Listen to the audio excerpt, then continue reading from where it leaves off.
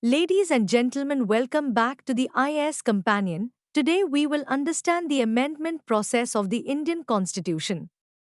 The Constitution of India, like many other written constitutions, provides for its amendment to adapt to evolving circumstances and needs.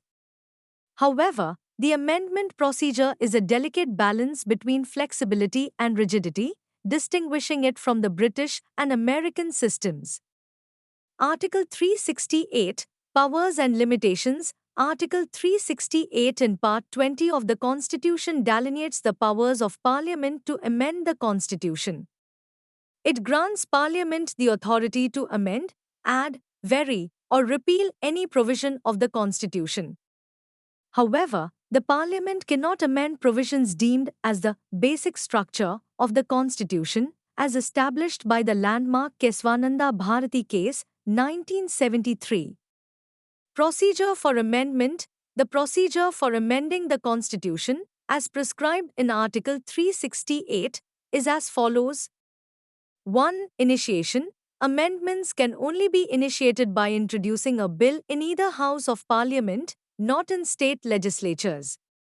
2. Introduction. The bill can be introduced by a minister or a private member without prior presidential permission. 3. Passage. The bill must be passed in each house by a special majority, that is, a majority of the total membership and two-thirds of members present and voting.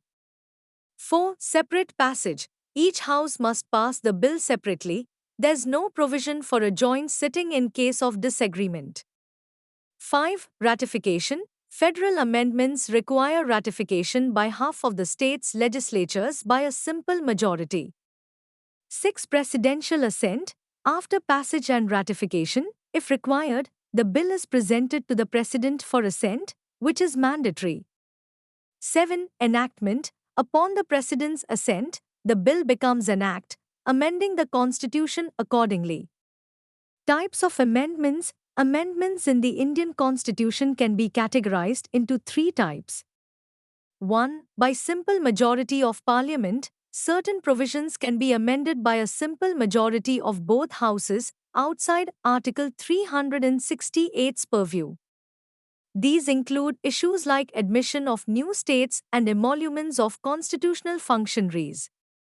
2. By special majority of Parliament. Most provisions require a special majority of Parliament, comprising a majority of total membership and two-thirds of members present and voting. This includes amendments to fundamental rights and directive principles. 3. By special majority of Parliament and state consent. Amendments concerning the federal structure need a special majority of Parliament and consent from half of the state legislatures. These include issues like the election of the President and distribution of legislative powers. Criticism of the amendment procedure. Critics have raised several concerns regarding the amendment procedure. 1. Lack of special body. Unlike the US or Canada, there's no dedicated body for amending the Constitution, with the Parliament holding sole initiative. 2. Limited state role. States have minimal involvement, with only a few exceptions, unlike the US, where states can propose amendments. 3. Ambiguous time frame. The Constitution doesn't specify a time frame for states to ratify amendments, leading to uncertainty. 4. No provision for deadlock resolution. Unlike ordinary bills, there's no provision for a joint sitting of Parliament to resolve amendment deadlock.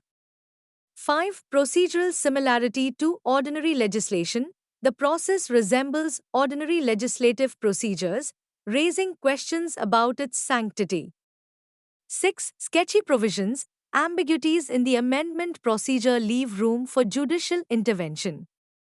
Despite criticisms, the amendment process has proven effective in adapting the Constitution to changing needs. Its balanced approach, allowing for flexibility without compromising stability, ensures the Constitution's relevance and vitality. As Pandit Jawaharlal Nehru aptly noted, a constitution must strike a balance between permanence and flexibility to accommodate the nation's growth and evolution. Thus, while not perfect, India's amendment process embodies a pragmatic approach to constitutional governance, fostering stability and adaptability in equal measure.